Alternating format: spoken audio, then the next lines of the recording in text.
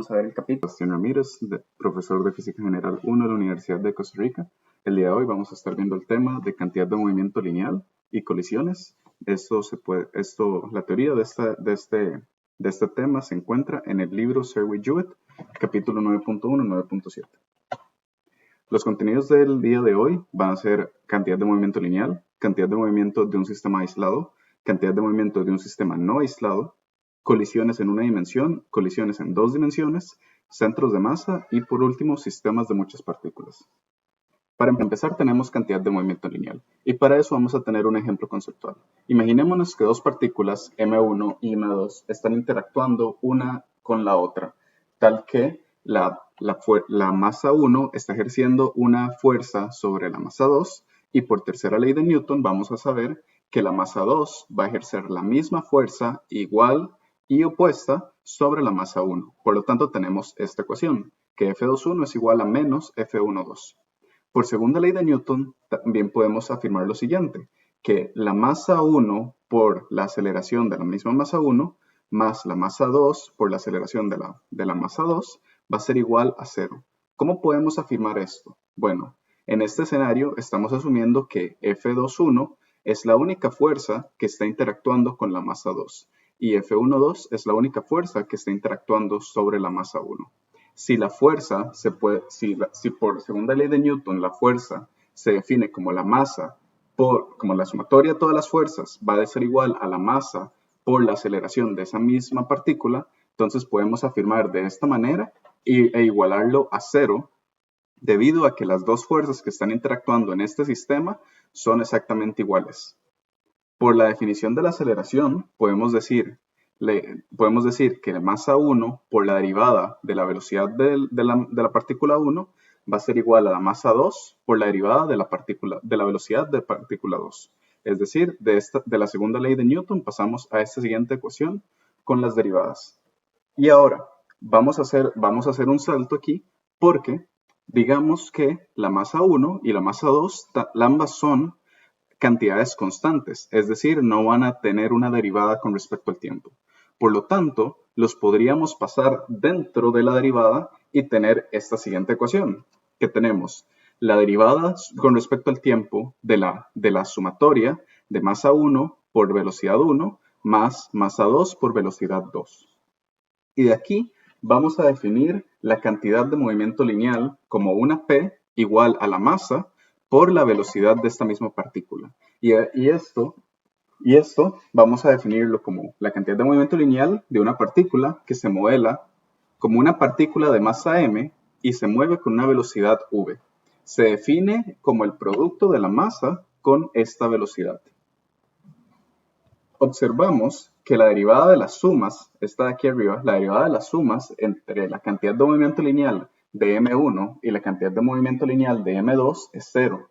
Esto significa que esta suma será constante a lo largo del tiempo.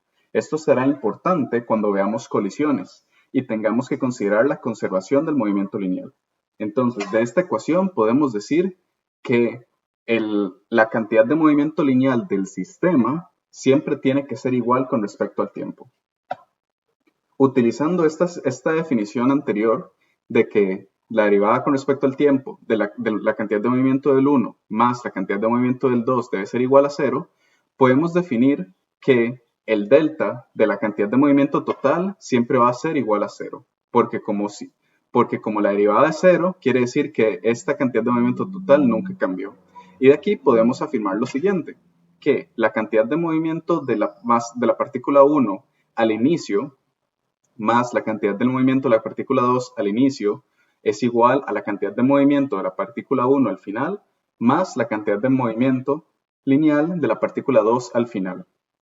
¿Esto qué significa? Bueno, como la cantidad de movimiento del sistema no ha cambiado, quiere decir que en un sistema aislado la suma de cantidades de movimiento siempre va a ser igual. Por lo tanto, si la suma de P1 inicial más P2 inicial me da igual a 4, sin importar lo que suceda después de cierta cantidad de tiempo, en un sistema aislado, la suma de P1 final más P2 al final va a ser igual a 4. Esta suma no va a cambiar. Y esto es en un sistema aislado. En un sistema no aislado podemos decir lo siguiente. Si utilizamos la definición de cantidad de movimiento, la podríamos relacionar con la segunda ley de Newton para un sistema no aislado, donde tendríamos que la sumatoria de todas las fuerzas externas sobre este sistema va a ser igual a la masa por la aceleración de esta partícula. Y eso es igual a la masa por la derivada de la velocidad respecto al tiempo, y como la masa es constante, va a ser igual a la derivada respecto al tiempo de m por v. Por lo tanto, la sumatoria de todas las fuerzas sobre esta partícula va a ser igual a la derivada con respecto al tiempo de la cantidad de movimiento lineal de esta partícula o de este sistema. Si integramos ambos lados de la integral con respecto al tiempo, vamos a tener que el delta de la cantidad de movimiento, que es lo que hemos estado utilizando, que va a ser igual a la cantidad de movimiento final menos la cantidad de movimiento inicial, va a ser igual a la integral desde un tiempo inicial hasta un tiempo final de la sumatoria de las fuerzas sobre este sistema con respecto a un dt. Y de aquí es donde vamos a definir el impulso. Y el impulso va a ser el efecto que tiene una fuerza a lo largo de un intervalo de tiempo de poder cambiar la cantidad de movimiento lineal. Es decir, el impulso es el cambio de esta cantidad de movimiento. Esto significa que si una fuerza está siendo aplicada sobre una partícula por un tiempo definido, la cantidad de movimiento de esa partícula va a cambiar de acuerdo con esta fuerza. Por lo tanto, si podemos tener en cuenta algo, es que en un sistema aislado no hay fuerzas externas que afecten la cantidad de movimiento de este sistema. En un sistema no aislado, quiere decir que hay una fuerza externa que está teniendo un efecto sobre la cantidad de movimiento del sistema. Entonces, cuando vayamos a estudiar un sistema aislado versus un sistema no aislado, debemos recordar que el sistema no aislado va a tener esta fuerza a lo largo de la aplicación, que me va a cambiar la cantidad de movimiento. De aquí vamos a saltar al siguiente tema, que es colisiones en una dimensión. Ahora, vamos a asumir primero que el sistema que colisiona se considera un sistema aislado. Y por sistema estamos estudiando la colisión entre una partícula M1 y una partícula M2. Y vamos a estar estudiando dos tipos de colisiones. La colisión perfectamente inelástica y la colisión elástica. Cuando hablamos de colisiones perfectamente inelásticas, nos referimos que una partícula M1 con una velocidad 1 y una partícula M2 con una velocidad 2 van a colisionar. Y después de la colisión, se van a mantener pegadas y van a moverse a una misma velocidad, las dos juntas, como si fueran todo una masa, como si fueran las dos partículas una masa en conjunto. En una colisión elástica, vamos a tener la colisión de igual manera, pero la masa 1 va a tener una velocidad 1 final y la masa 2 va a tener una velocidad 2 final, que pueden o no ser, que podrían ser en la misma dirección o en diferentes direcciones, pero el punto es que cada masa va a tener su velocidad aparte y no van a estar pegadas una a la otra. El primero que vamos a estudiar es la colisión perfectamente inelástica. Y esto es cuando estamos hablando que el sistema de partículas se va a mover en conjunto después de la colisión. Y aquí hay dos condiciones, una condición que sí se aplica y una condición que no se aplica. La primera condición que sí se aplica es que la cantidad de movimiento lineal se conserva. Es decir, que delta P va a ser igual a 0.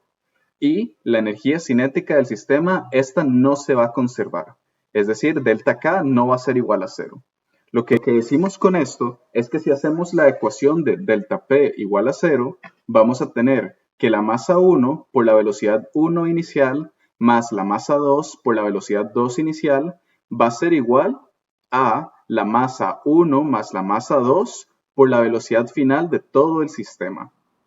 Y si nosotros quisiéramos, podríamos despejar esta velocidad final de la siguiente manera. Velocidad final es igual a masa 1 por velocidad 1 inicial más masa 2 por velocidad 2 inicial.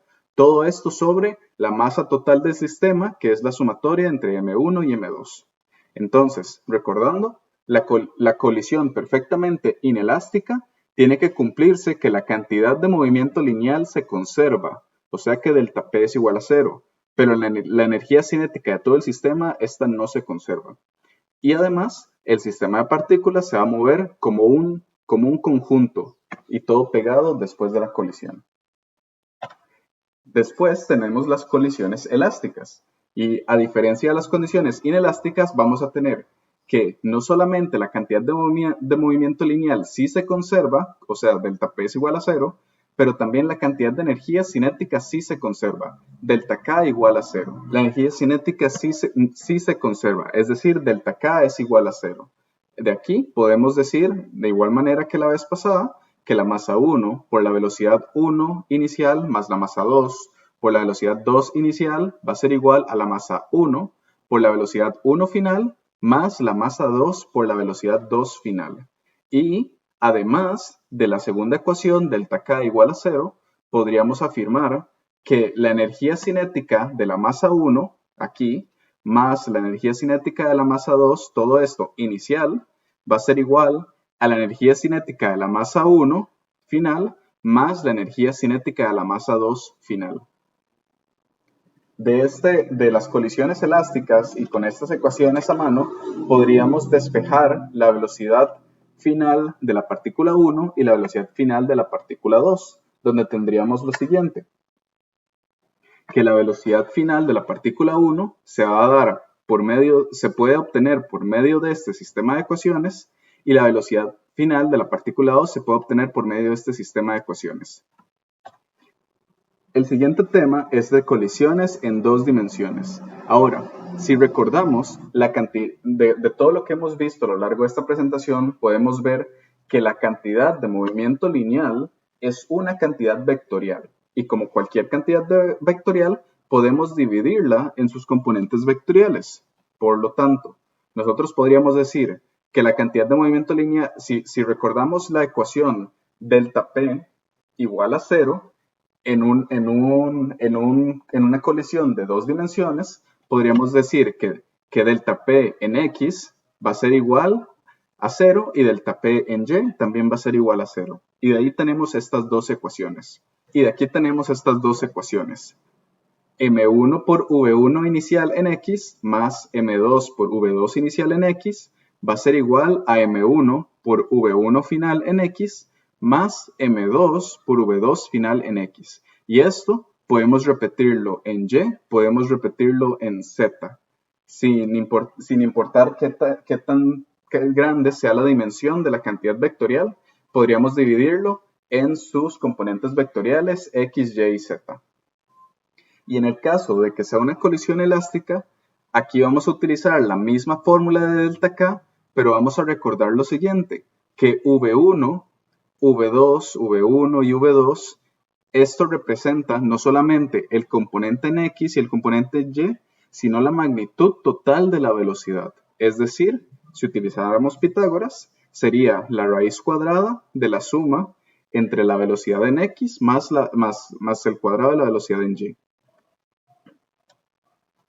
Muy bien. El siguiente tema que vamos a ver el día de hoy es el del centro de masa. Y a lo largo de este capítulo hemos visto cómo podemos describir sistemas. Bueno, el sistema como tal también vamos a definir el movimiento de este sistema como en términos del movimiento del centro de masa de dicho sistema. Y en este caso podemos considerar que el sistema sea una partícula, un conjunto de muchas partículas o un objeto rígido que no sea uniforme, que no tenga una forma uniforme. Y de aquí podemos definir el centro de masa como el punto en el cual se puede modelar la masa de todo este sistema como si fuera una partícula.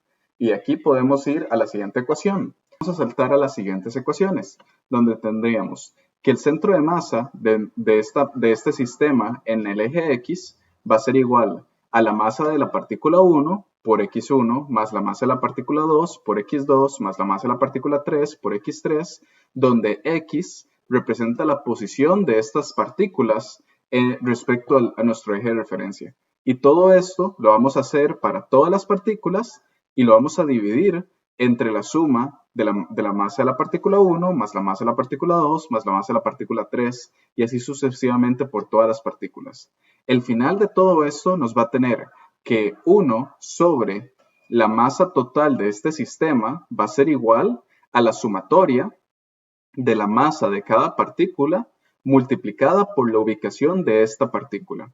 Y esto lo podemos repetir en Y para obtener el centro de masa en y en Z para obtener el centro de masa en Z.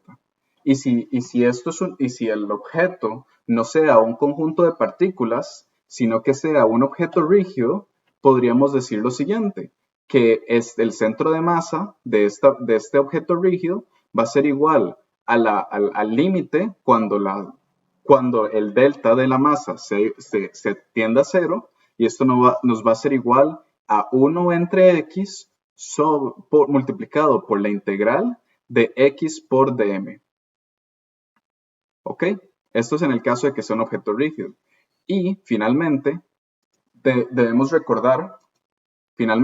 saber que el centro de masa es una ubicación vectorial. Esto significa que si nosotros lo quisiéramos representar como un vector, podríamos decir que el centro de masa como vector de este sistema, RCM, va a ser igual al centro de masa X en la dirección Y, más el centro de masa Y en la dirección J, más el centro de masa Z en la dirección K. Y esto de igual manera va a ser igual a 1 sobre el centro de masa de la sumatoria de la posición de la posición X, Y, Z de todas las partículas que están en este sistema multiplicada por la masa de cada una de estas partículas. ¿Para qué estamos estudiando el centro de masa? Bueno, el centro de masa nos va a ayudar bastante en los sistemas de muchas partículas porque podemos analizar cualquiera de las ecuaciones que estamos viendo a lo largo de los capítulos anteriores y a lo largo de este capítulo en función o desde la perspectiva del centro de masa de nuestro sistema. Por ejemplo, si tenemos que la velocidad es la derivada de la ubicación de un sistema respecto al tiempo, podríamos decir que la velocidad del centro de masa de un sistema va a ser igual a la derivada de la ubicación de este centro de masa sobre el tiempo. Y al realizar esta derivada, vamos a tener que la velocidad del centro de masa de este sistema va a ser igual a 1 sobre m total de la sumatoria de la velocidad de cada partícula multiplicada por la masa de cada partícula. De igual manera, podríamos seguir expandiendo desde la velocidad a la cantidad de movimiento lineal, donde la cantidad de movimiento va a ser igual a la masa multiplicada por la velocidad del centro de masa. Y si desarrollamos esta ecuación, vamos a tener que va a ser la sumatoria de la velocidad de cada partícula multiplicada por la masa de cada partícula. Si seguimos expandiendo la ecuación de velocidad y la derivamos, vamos a tener la definición de la ecuación de aceleración del centro de masa, donde tendríamos que la derivada con respecto al tiempo de la velocidad del centro de masa va a ser igual a 1 sobre la masa total de la sumatoria de todas las aceleraciones internas de cada una de estas partículas multiplicada por la masa de cada una de estas partículas. Siguiendo adelante, bueno, podríamos expandir esto a la segunda ley de Newton, donde la sumatoria de todas las fuerzas externas de este sistema va a ser igual a la masa total por la aceleración del centro de masa. Y esto va a ser igual a masa sobre masa por la sumatoria de la aceleración de cada partícula por la masa de cada partícula. Y esto va a ser igual a la sumatoria de todas las fuerzas externas que están interactuando sobre cada una de estas partículas. De igual manera, podríamos agarrar esta misma ecuación e integrarla con respecto al tiempo. Y esto nos daría la definición más generalizada del impulso, que es el cambio del movimiento lineal, donde tendríamos que es la masa por el cambio de la velocidad del centro de masa. Muy bien, con eso concluimos los temas del capítulo 9 de cantidad de movimiento lineal, haciendo un repaso vimos la definición de cantidad de movimiento lineal y lo analizamos tanto para un sistema aislado como para un sistema no aislado. De igual manera, analizamos qué sucede en un sistema que colisiona, cómo no hay cambio en la cantidad de movimiento dentro de este sistema, pero sí pueden haber cambios dentro de la energía cinética del mismo sistema. Y finalmente, estudiamos el tema del centro de masa, que nos va a facilitar el análisis de sistemas que se pueden definir, que están definidos por más de solamente una partícula.